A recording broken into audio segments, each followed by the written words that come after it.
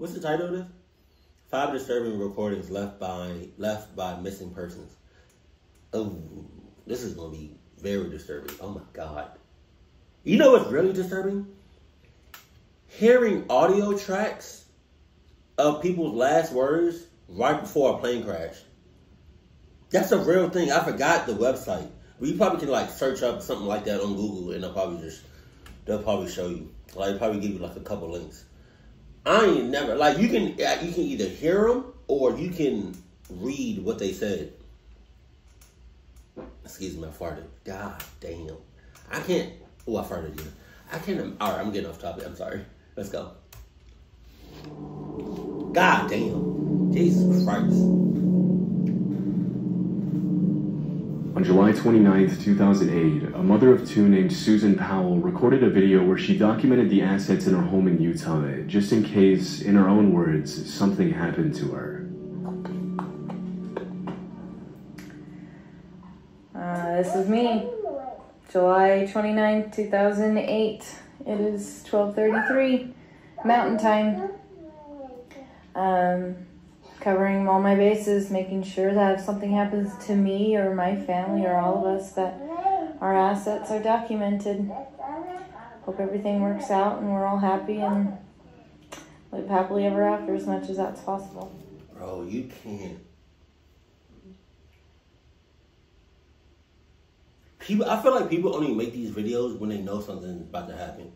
Like 100% like for a fact. Either that or like 50-50, then something might happen. Because you can't, I don't know. Because every day is not promised. So you leave the door, so you might not come back, you know? I want to hold you. There's probably people out there that just record videos like this just to have. But then there's also some people that know what's about to happen or know something's about to happen to them and they're recording. Man. The video was made on her attorney's advice, who feared that Susan's husband, Josh, might attempt to sell some of her most expensive assets. In the years leading up to the now infamous video's recording, the couple's marriage had been under a lot of strain, and during the recording, Susan lets on that things had been everything but peaceful between her and Josh over the past few years. This is all stuff bought in a year or less through Home Depot on my credit. Josh bought a lot of stuff and then he had to bankrupt it. And then he bought a little bit more on my credit. There's a nice lamp. These are things to roll wood with.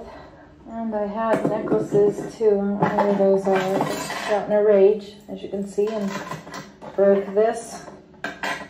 There's studs and pearls and opals in there. Broke this and threw all my DVDs and made a mess. Because he was angry at me about a year or 2 back. Although Susan had been seen a divorce attorney to look into the possibility of leaving her husband, they were still living together in 2009, almost a year and a half after the video was recorded. On the morning of December 6th of that year, Susan went to church with her 2 boys, after which a neighbor went to visit her, leaving her house at about 5 p.m. That night, Josh allegedly took the couple's 2 boys, Charlie and Braden Powell, on a camping trip in the middle of the night in blizzard conditions to a... You don't even got to finish the rest of this story. I promise you that. I don't want to hear that. I don't want to hear this. God damn. Site on the Pony Express Trail. According to Josh, Susan stayed home because she was tired. The story goes that the next day, Susan's family and friends reported her missing when her 2 boys weren't dropped off at daycare. When Josh came back from the supposed camping trip with his sons, he said that when he had left the previous evening, his wife had been sleeping peacefully at home and that he had no idea what could have happened to her. Oh, yeah? After searching the couple's house in Utah, police found no signs of foul play, but things continued to get stranger as the investigation continued. Inside Susan's safe deposit box at the bank where she worked, the cops found a handwritten will and testament in which Susan alleged that Josh had taken out a $1 million life insurance policy on her a few weeks prior. Disturbingly, she also wrote, "If I die, it may not be an accident." About 10 days after she mysteriously disappeared, the authorities also found that Josh had filed paperwork to withdraw money from a retirement account, and he was officially declared a person of interest in the case. Suspiciously, Susan's family and friends reported that during the search efforts, Josh never seemed to show a genuine interest in finding his wife. But despite the mountain of evidence stacked against him, Josh Powell was never formally charged in his wife's disappearance. During the investigation, the cops questioned the couple's 2 sons, but it was hard to get any solid information out of them on account of their age. Even though they mentioned that Josh had taken Susan with them on their camping trip on the night of the disappearance, they also made outlandish claims, including allegations that they had arrived at the campsite by airplane. This made it impossible to use their statements as evidence that Josh was responsible for his wife's disappearance.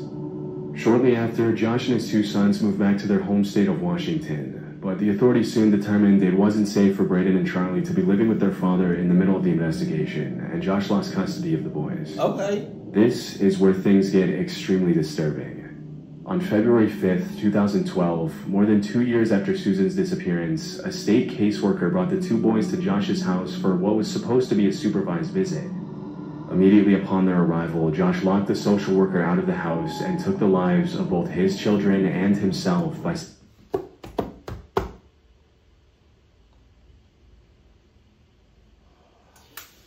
Okay. setting the house on fire with gasoline. God damn! If his behavior during the initial phases of the investigation was suspicious, the unspeakable crimes Josh committed on that day in 2012 were about as clear of an admission of guilt as you can get in a case like this.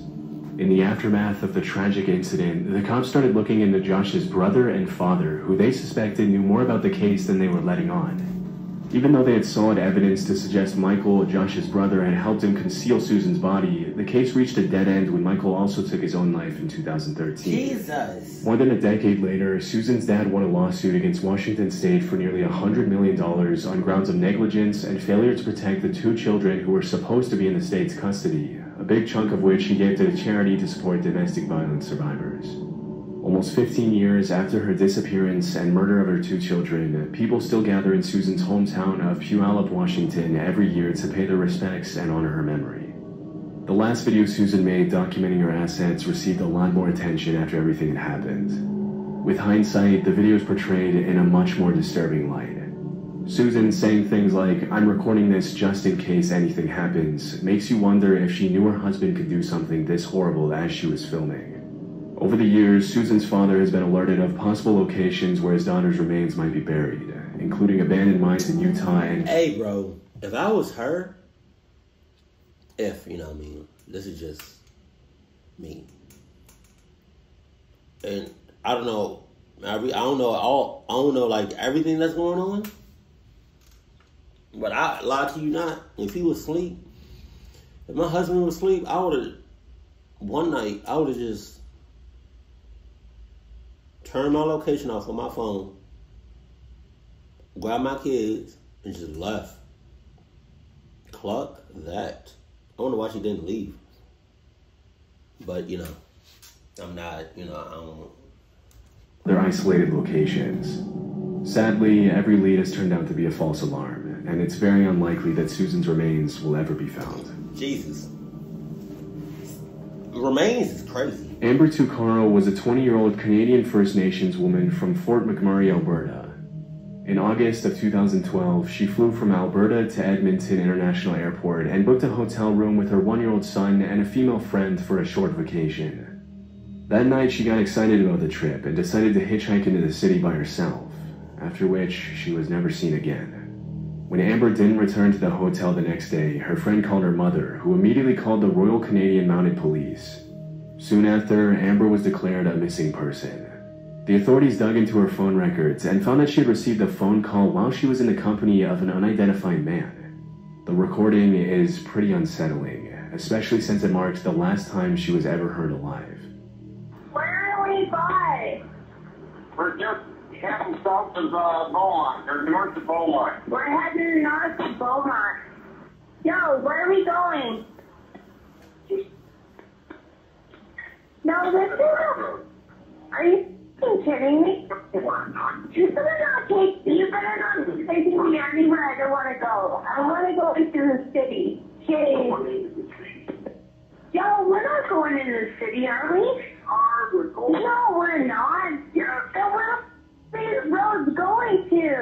50th Street. 50th Street. Are you sure? Absolutely. Yo, where are we going? 50th Street. 50th East, right?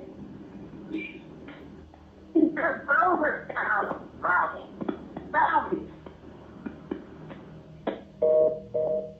Hell no. In the recording, a male driver can be heard reassuring Amber that they're heading where she wants to go, but she doesn't seem to be buying the story and is obviously pretty distressed. On August 28th, the cops released the phone conversation, but they didn't officially start investigating the disappearance until well after a month after Amber was reported missing. What?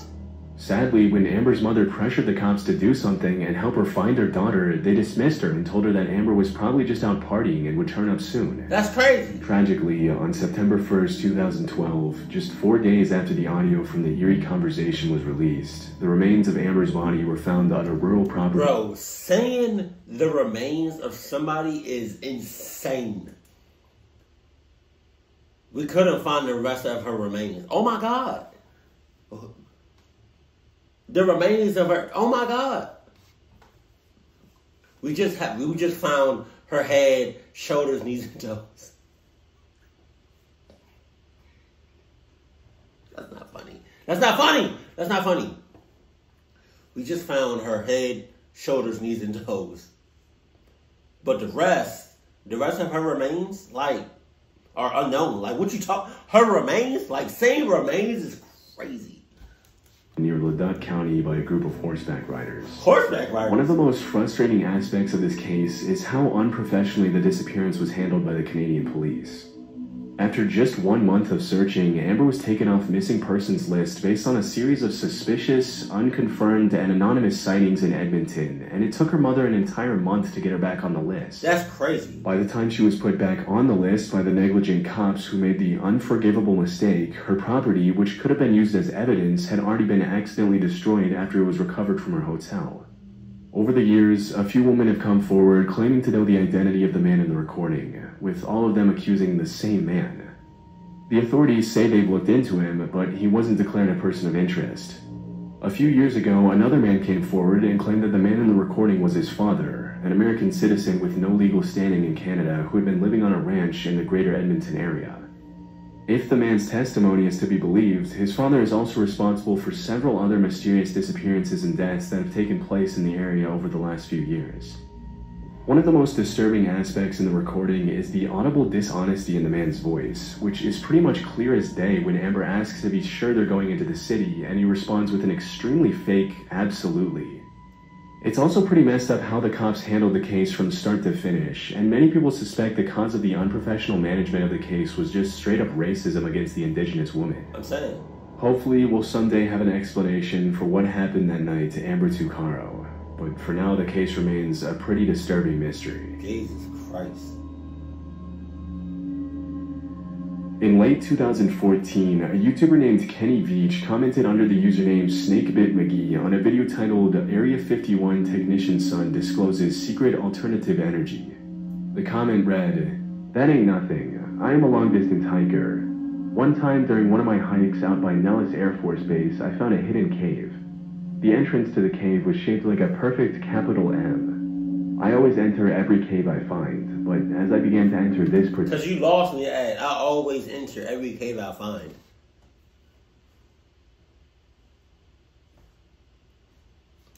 particular cave, my whole body began to vibrate. The closer I got to the cave entrance, the worse the vibrating became. Suddenly, I became very scared and hightailed it out of there. That was one of the strangest things that ever happened to me." As you can imagine, Kenny's comment immediately caught a lot of people's attention. Some people called Kenny a liar, while others encouraged him to find the cave again and record his findings. And so he agreed to do just that. On October 18th of that year, Kenny uploaded a video of his long-distance hike in the Nevada desert in which he I've seen this. I remember this. Hell no. attempted to find the cave for a second time. I think Mr. Baldwin did a video on this. Well, here I am on my hike up here in the mountains north of Las Vegas. This is a canyon I just walked up in. Now you can't tell, but my truck is way out there by the mountains at the very, very end of this valley. At the beginning of the video, Kenny stands at the top of an abandoned mine shaft and gives his viewers an introduction into the monstrous hike that lies ahead of him that day. As the day goes on, he continues to record what he sees as he travels through the Mojave Desert trying to locate the cave again. There's some interesting stuff coming up here. Look, see those? Look at that. Kind of right there. That's kind of cool. All right, I'm going to turn it off and then I'll turn it back on here. Look at that. That's pretty cool right there. Huh. All right, off with the camera. That was the end of the video Kenny posted. Because he failed to find the cave the second time through, a lot of his viewers criticized him pretty brutally, calling him a fraud and pressuring him into trying to find the cave for a third time. In a sea of comments provoking Kenny, a user named Lemmy Kilmister made a particularly disturbing and ominous comment that read, "No, do not go back there. If you find that cave entrance, don't go in. You won't get out." Still, on November 10th of that year, Kenny told his family he was going on an overnight hiking trip, and he set off by himself for the third time to find the mysterious M Cave in the Mojave Desert, one of the hottest and driest regions in the world. That was the last time he was ever seen. On November 22nd, 2014, 12 days after he set off on his search for the M Cave, a group of search and rescue volunteers found Kenny's phone lying at the top of the same mine shaft he had pointed out in his M Cave video. Unfortunately, after his phone was located, the case went cold, and Kenny's body was never found. After the mysterious disappearance, people started coming up with all sorts of theories to explain what could have happened to Kenny, with most people claiming that he had either fallen down the abandoned mine shaft or died of overexposure. Some of the more outlandish theories reported that Kenny could have witnessed a crime out in the middle of the desert and had to be silenced, or that he found a secret military base and was eliminated by the government. Damn. However, a few months after his disappearance, a comment on the original video made by a woman named Sharon Pilgrim shed light on an entirely new possibility, that Kenny had taken his own life. The comment read, "I am the girlfriend that Kenny spoke of in the video. Kenny has not been found, and I feel that he probably will not be found for many, many months, if ever. I want you to know that I do not think Kenny had an accident. I believe he took his life. He battled with depression for many years and would not take medication or see a doctor. He quit his job a little more than a year before he disappeared." In response to his phone being found at the mine shaft, Sharon then added, "The mine shaft was about a 4-hour hike from his car. It is my feeling that he left it behind so that he could not be tracked from the GPS in it. He also did not take his video camera with him on this solo hike.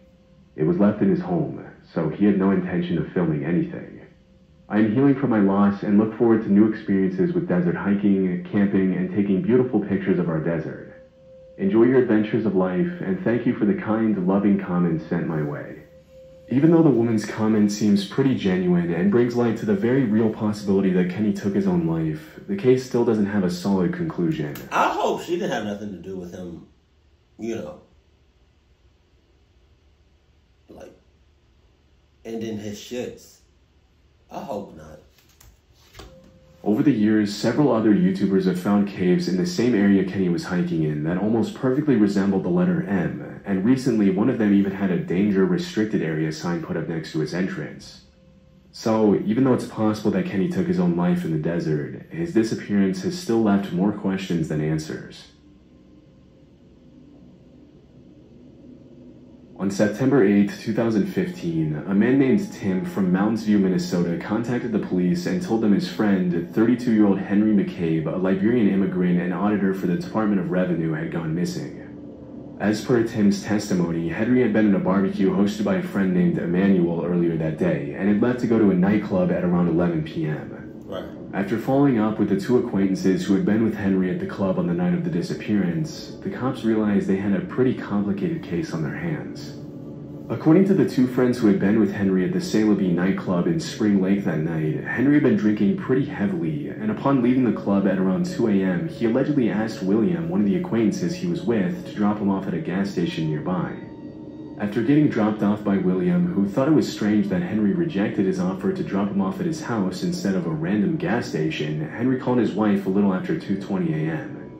According to his wife, Henry sounded pretty delirious on the call, and near the end of the conversation, she called one of Henry's friends to ask him to go get her husband. Even though the friend didn't answer the call, the last 2 minutes of the conversation between Henry and his wife were recorded by the friend's voicemail, and the content of the conversation is pretty disturbing. It was the girlfriend.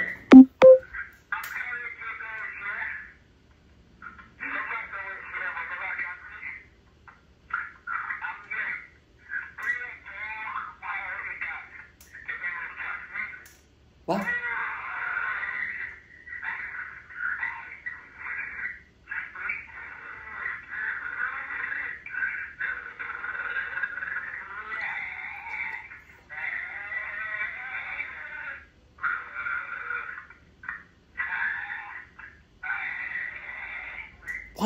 What? I can't even describe what the hell is going on. What do y'all think is going on in that situation? Hell.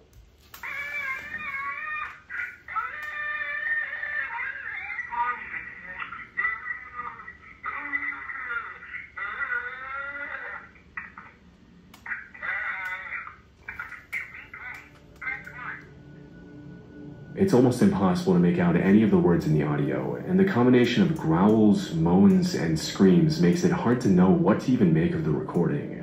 But needless to say, the voicemail is pretty unsettling. It almost sounds like the screams are coming from someone who's being attacked, but we obviously can't know for sure.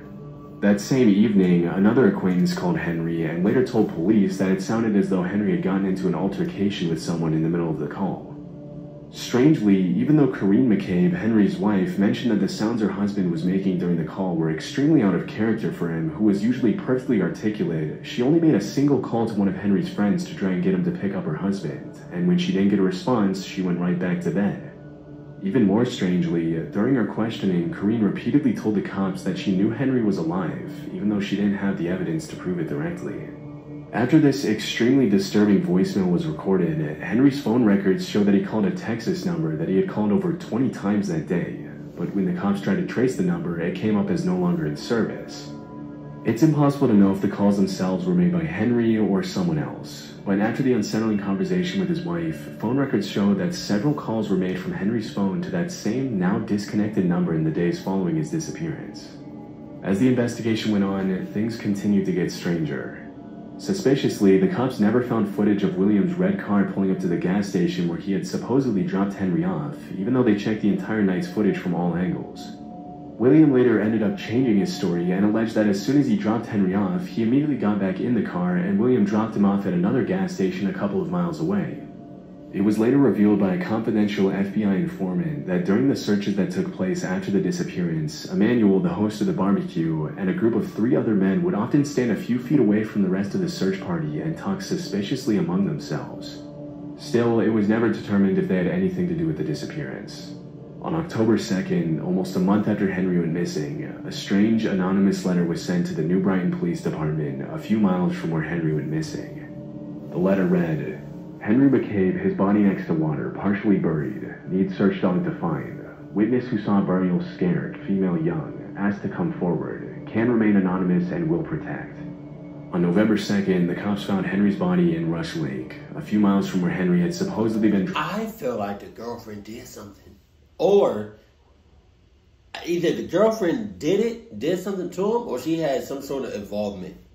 She did something. She was a part of the cluck shits. Off on the night of his disappearance. Mysteriously, they didn't find any signs of foul play on his body, even though the anonymous letter suggests he was buried by someone else. Despite the lack of evidence on his body, it's possible that he was either forcibly drowned by a group of assailants, that he took his own life, or that something entirely different took place that night. The only thing we know for sure is that this is an extremely strange case that we'll probably never get a conclusive explanation for. In the summer of 2013, a 26-year-old oil worker from Texas named Brandon Lawson arrived home from work and immediately got into an argument with his long-term girlfriend. Damn! Things had been pretty tense between the couple in the days leading up to that evening. How you come in from a long day of work, open the door, and as soon as you open the door, it's an argument right there waiting on you. God damn! As Brandon had frequently been working Monday through Sunday, and the youngest of the couple's 2 children was only a few months old. Also, Brandon had recently relapsed into addiction, which further strained their relationship. Was he addicted? It's unclear if his girlfriend kicked him out of the house or if he decided to leave after about an hour of arguing. But whatever the case, Brandon got in his silver Ford F-150 and drove away from his home in San Angelo at midnight on August 8th, after which he was never seen again. The incredibly strange events that took place over the next few hours have turned this case into one of the most mysterious and disturbing disappearances of the decade. About half an hour after leaving his house, Brandon made a phone call to his brother Kyle, letting him know that he was a few miles south of Braun on a stretch of highway in the middle of nowhere and that he was out of gas. After fetching a gas can from Brandon's house, which was about a mile away from his own, Kyle got into his car and prepared to drive to his brother's location. But things didn't exactly go according to plan for Brandon, and a few minutes later, at around 12:50 a.m., he made this disturbing call to 911. 911 emergency. Yes, I'm in the middle of the field. It's like we just flew some guys over. Right here going towards Javelin on both sides. Not sure if they're out of gas. There's one part here. You got to take it to the woods. Please hurry. Okay, now run that by me. We're not talking to him. All right, so you're... I wonder if him running out of gas, I wonder if his girl did something to his car.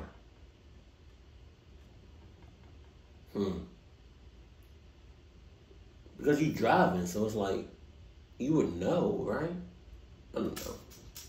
Big no. Ah, you ran into him. Okay.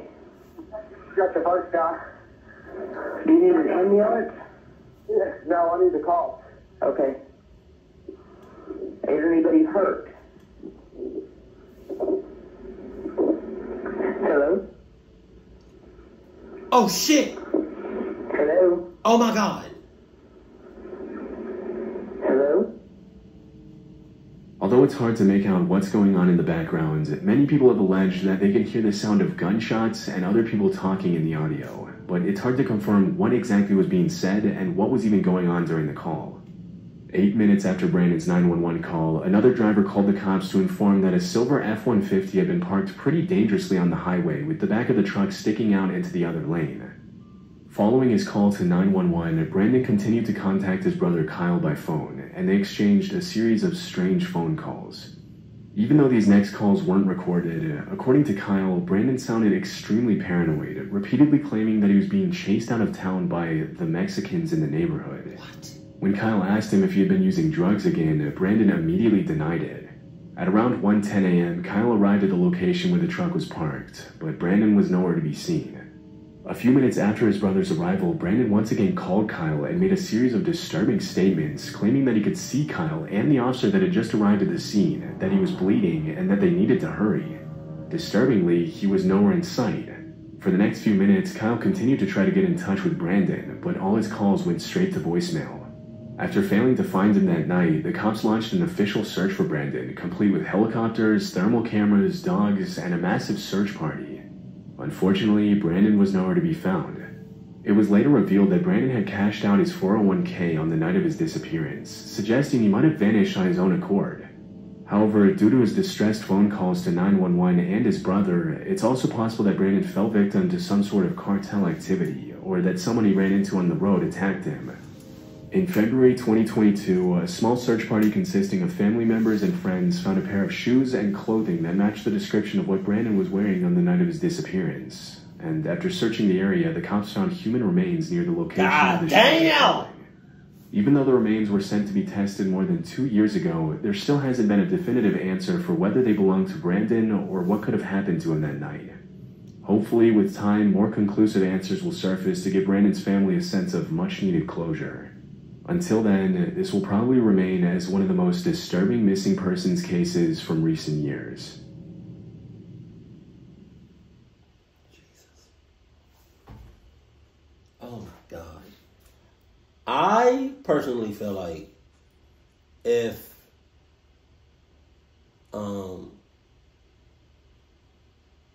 you go missing, right? No, let's say,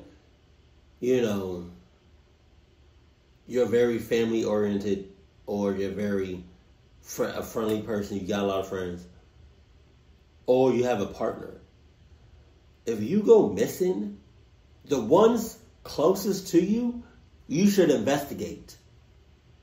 I don't know if that's already like self-explanatory or like you know, that people of like cops or investigators already do that, but like the chances of their partner or somebody close to them actually doing something to them is pretty high. But it's just like saying we found some remains. Just stop. Just stop. Don't tell me no more.